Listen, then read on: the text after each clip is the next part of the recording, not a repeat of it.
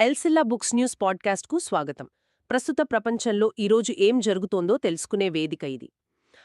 మనం రోజువారీ జీవితంలో చాలాసార్లు చూస్తుంటాం గదా. అంటే కొత్తగా ₹1,00,000 పెట్టి ఖరీదైన ఫోన్ కొన్నప్పుడు భలే హ్యాపీగా ఉంటుంది. అవునవును. కానీ సరిగ్గా ఒక 2 నెలల తర్వాత అదే ఫోన్ని మనం ఒక సాధారణ వస్తువులా చూస్తుంటాం. అదే కదా. ఎంతో కాలంగా కలలు కన్న ఉద్యోగమొచ్చిన ఫస్ట్ వీక్ ఉన్న ఆనందం కూడా ఏడాది తిరిగేసరికి ఒక బోరింగ్ రొటీన్ లాగా మారిపోతుంది.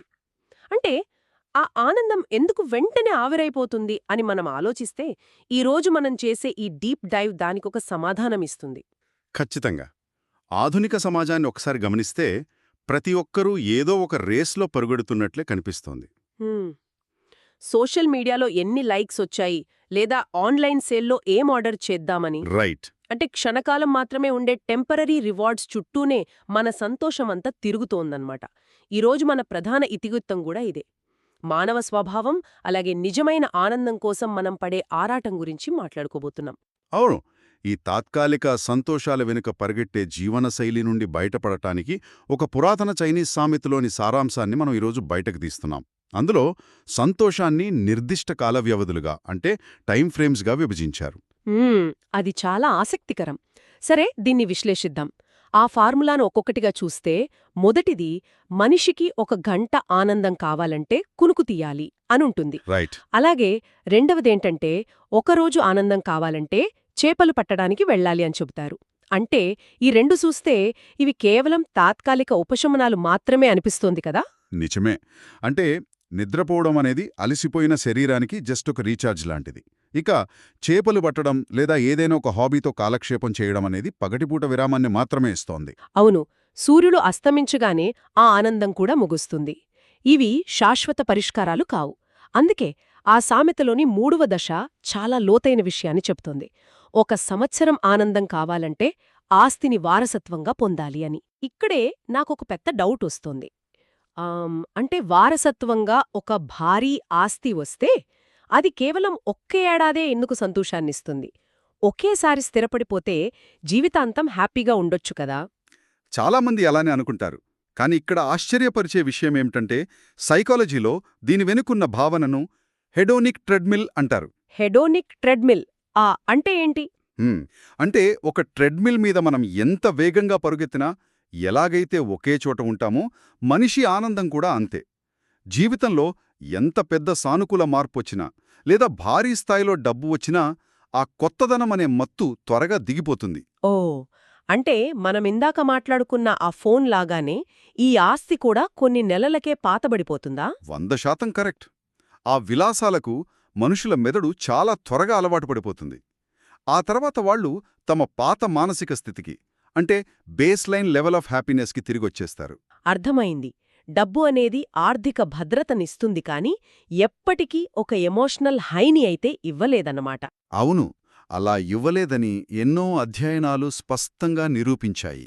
ఇక్కడే అసలు ఆసక్తికరమైన విషయం దాగి ఉంది. అంటే ఈ డబ్బు ఇచ్చే ఆనందం ఏడాది మాత్రమే నిలిస్తే మన పరిణామ క్రమంలో అసలు ప్రకృతి మనల్ని ఇలా ఎందుకు డిజైన్ చేసింది? ఇది కొంచెం క్రూరమైన ఆటలాగా లేదా? భలే అడిగారు. దీన్ని మనం విస్తృత కోణంలో చూస్తే ఇది ప్రకృతి ఆడుతున్న క్రూరమైన ఆట కాదు. వాస్తవానికి ఇదొక సర్వైవల్ మెకానిజం. ఒకసారి ఊహించుకుందాం. లక్షల ఏళ్ల క్రితం మన పూర్వీకులు వేటగాళ్లుగా ఉన్న కాలంలో ఒకరోజు అడవిలో పళ్ళు దొరికాయని వాళ్లు శాశ్వతంగా సంతృప్తి పడిపోతే ఏమయ్యేది? మరుసటి రోజు వేటకు వెళ్లేవారు కాదు, శీతాకాలం కోసం ఆహారం దాచుకునేవారు కాదు. కరెక్ట్. అంటే ఆకలితో అంతరించిపోయేవారు. ఆ శాశ్వతమైన సంతృప్తి అనేది ప్రకృతి దృష్టిలో మరణంతో సమానం. మనిషి ఎప్పుడూ అసంతృప్తిగా ఉంటేనే ముందుకు సాగుతాడు, కొత్త వనరులను వెతుకుతాడు. వావ్! ఇది వింటుంటే అసలు హెడోనిక్ ట్రెడ్మిల్ మీదున్న అభిప్రాయమే మారిపోయింది. అది మనల్ని ముందుకు నెట్టడానికి బ్రెయిన్ చేసే ఒక బయోలాజికల్ హ్యాక్ అన్నమాట.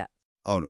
కాని సమస్య ఏంటంటే అనంతమైన వస్తువులున్న ఆధునిక ప్రపంచంలో ఈ అసంతృప్తి ఇంజిన్ మనల్ని ఎప్పటికీ ఆనందంగా ఉండనివ్వకుండా చేస్తోంది. మరి ఈ చక్రం నుండి బయటపడే మార్గమే లేదా? ఆ చైనీస్ సామెతలో ఆఖరి దశ ఏమైనా చెప్తోందా? ఖచ్చితంగా చెప్తోంది. అదేంటంటే జీవితకాలం ఆనందం కావాలంటే ఇతరులకు సహాయం చెయ్యాలి అని. దీన్ని అర్థం చేసుకోవాలంటే మనం తత్వశాస్త్రం నుండి జీవశాస్త్రం వైపు అడుగు వెయ్యాలి. ఓకే, బయాలజీ కనెక్షన్ ఉందంటాలా దీనికి? అవునండి, ఆధునిక సైన్స్ ఈ పురాతన సామెతను పూర్తిగా సమర్థిస్తోంది. మనం ఎప్పుడైతే ఇతరులకు సహాయం చేస్తామో అప్పుడు మన మెదడులో ఆక్సిటోసిన్, డోపమైన్ లాంటి రసాయనాలు విడుదలవుతాయి. ఆక్సిటోసిన్ అంటే ఆ బంధాన్ని పెంచే హార్మోన్ కదా? కరెక్ట్. ఒకరికి మేలు చేసినప్పుడు ఈ రసాయనాలు బ్రెయిన్లోకి ఒకేసారి వస్తాయి. దీన్నే సైన్స్ పరిభాషలో హెల్పర్స్ హై అంటారు. హెల్పర్స్ హై, భలే ఉంది పేరు. అవును. దీనివల్ల ఒత్తిడి తగ్గి రక్తపోటు అదుపులో ఉంటుంది. అలాగే గుండె ఆరోగ్యం మెరుగుపడుతుంది. దయ అనేది నైతిక విధి మాత్రమే కాదు, శారీరక ఆరోగ్యానికి ఒక ఆచరణాత్మక మార్గదర్శి అని మనం చెప్పొచ్చు. దీని వింటుంటే నాకో పోలిక గుర్తొస్తుంది. మనం కొనే వస్తువులు ఒక వన్ టైం పర్చేజ్ లాంటివి. కొన్నప్పుడు బావుంటుంది, తర్వాత పాతబడిపోతుంది. కానీ ఇతరులకు సాయం చేయడం అనేది మన బ్రెయిన్కి మనం తీసుకునే ఒక ఆటో రిన్యూవల్ సబ్స్క్రిప్షన్ లాంటిది కదా? ఎంత అద్భుతమైన విశ్లేషణ! అవును, ఖచ్చితంగా ఆ సబ్స్క్రిప్షన్ మళ్లీ మళ్లీ రిన్యూ అవుతూనే ఉంటుంది. ఎందుకంటే దయ అనేది ఒక పునరుత్పాదక శక్తి. ఖర్చయిపోయే ఆస్తిలా కాకుండా ప్రతిరోజూ సాయం చేస్తుంటే ఆ సానుకూల భావనల చక్రం నిరంతరం ఉత్పత్తవుతుంది. రైట్. అంటే మనం సాయం చేసిన ప్రతిసారీ ఆ హెల్పర్స్ హై మళ్ళీ వస్తుందన్నమాట. కానీ ఇక్కడ దయ అనేది కేవలం మన బ్రెయిన్ను శారీరకంగా మార్చడమే కాకుండా మన చుట్టూ ఉన్న సమాజాన్ని ఎలా మారుస్తోందో కూడా చూడాలి కదా? అవును, దాని గురించే ఆ పాత నానుడి ఒకటుంది. పువ్వులు ఇచ్చే చేతికి ఎప్పుడూ కొంత సువాసన అంటుకుని ఉంటుందని. దాని ప్రభావం అంత సుగంధభరితమైనదన్నమాట. అంటే ఇక్కడ మనం ఒక అనాలజీని చెప్పుకోవచ్చు. స్వార్థంతో బతకడమనేది మన చుట్టూ ఒక పెద్ద ప్రహరీ గోడ నిర్మించుకోవడంతో సమానం. మనం చాలా సేఫ్గా ఉన్నామనుకుంటాం, కానీ లాస్ట్కి ఒంటరితనం అనే జైల్లో బందీ అవుతాం కదా? ఖచ్చితంగా. కేవలం తమ సుఖం మాత్రమే చూసుకునేవారు చివరికి ఆ ఒంటరితనాన్నే అనుభవిస్తారు. అదే, మనం ఇతరులకు సహాయం చేయడమనేది ఆ గోడలు కూల్చేసి వంతెనలు నిర్మించడం లాంటిది కదా? అద్భుతంగా చెప్పారు. ఆ వంతెనల వల్ల వ్యక్తుల సంతోషం, సమాజ ఆరోగ్యంతో ముడిపడి ఉంటుంది. సహాయం చేయడం ద్వారా మనం సొంత అహం లేదా మన చిన్న చిన్న సమస్యల నుండి దృష్టిని మరల్చగలుగుతాం. ఆ అంతర్గత శూన్యత తొలగిపోతుంది. నిజమే. ఇతరుల కోసం నిలబడేవారు ఎల్లప్పుడూ ఒక కృతజ్ఞతతో కూడిన మద్దతు వ్యవస్థను పొందుతారు. దీనికి ఆ తరంగాల ప్రభావం అంటే రిపిల్ ఎఫెక్ట్ కూడా ఉంటుంది కదా? అవునండి. వాస్తవానికి ఒక వ్యక్తి మరొకరికి సహాయం చేసినప్పుడు ఆ సహాయం పొందిన వ్యక్తి మెదడులో కూడా ఆక్సిటోసిన్ విడుదలవుతుంది. దానివల్ల వాళ్ళు ఫ్యూచర్లో వేరొకరికి సహాయం చేసేలా స్ఫూర్తి పొందుతారు. వావ్! ఆ సువాసన అంటుకోవడం అంటే ఇదే అనమాట. దయ అనేది ఒకరి నుంచి ఒకరికి అలా వ్యాపిస్తూ వెళ్తుంది. కరెక్ట్. అయితే ఇక్కడి సామాజిక బంధాల వంతెనలు నిర్మించడం వినడానికి చాలా బావుంది, కానీ ఆ రోజువారీ బిజీ లైఫ్లో దీనిని ఆచరణలో ఎలా పెట్టాలి అన్నది పెద్ద ప్రశ్న. అవును, అదే నేను అడగబోతున్నాను. ఆ జీవితకాలపు సంతోషం కోసం ఒకేసారి ఏదో పెద్ద సాహసం చేసేయాలా ఏంటి? అస్సలవసరం లేదండి. పొరుగువారికి చిన్న సహాయం చేయడం లేదా ఆఫీస్లో సహోద్యోగికి ఒక చిన్న మార్గనిర్దేశం చేయడం లాంటి చిన్న పనులతో మొదలుపెట్టవచ్చు. దీనికి మద్దతిచ్చే ఇతర పురాతన సిద్ధాంతాలు కూడా మనకున్నాయి. అవేంటో చెప్తారా? మొదటిది వైఫల్యమే విజయానికి సోపానం. రెండవది దప్పిక వేయక ముందే బావి తవ్వాలి. అలాగే మూడవది నెమ్మదిగా ఎదగడానికి భయపడద్దు, కానీ ఒక్కచోటే ఆగిపోవడానికి భయపడాలి అనేది. అంటే దీని అర్థమేమిటి? ఈ బావి తవ్వడం లేదా నెమ్మదిగా ఎదగడం అనే కాన్సెప్ట్స్ ఇతరులకు సహాయం చేయడం అనే మన ప్రధాన అంశానికి ఎలా కనెక్ట్ అవుతాయి? ఇది ఒక ముఖ్యమైన ప్రశ్నను లేవనెత్తుతుంది. దప్పిక వేసినప్పుడు బావి తవ్వడం అంటే ఏదైనా కష్టమొచ్చినప్పుడే ఆ బంధాల కోసం వెతుక్కోవడం. అలా కాకుండా ఇతరులకు సహాయం చేసే అలవాటును పెంపొందించుకోవడమే ముందుగా బావి తవ్వడం లాంటిది. అర్థమైంది.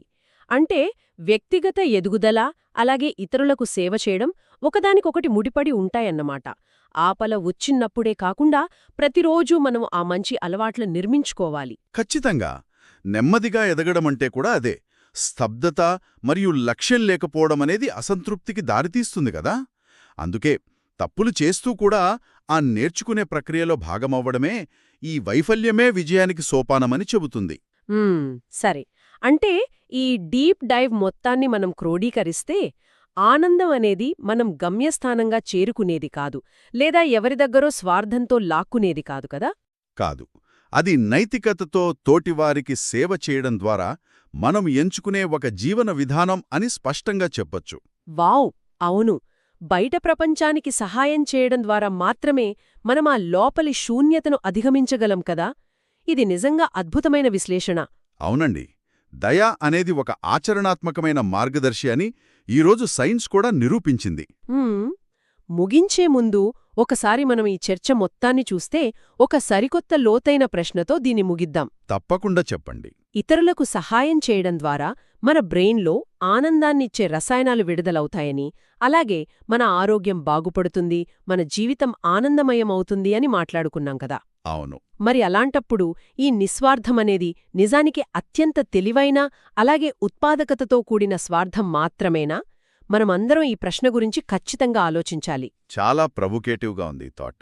ఖచ్చితంగా అందరూ ఆలోచించాల్సిన విషయమే ఇది. మా పాడ్కాస్ట్ విన్నందుకు ధన్యవాదాలు. మరిన్ని విషయాల కోసం వింటూనే ఉండండి.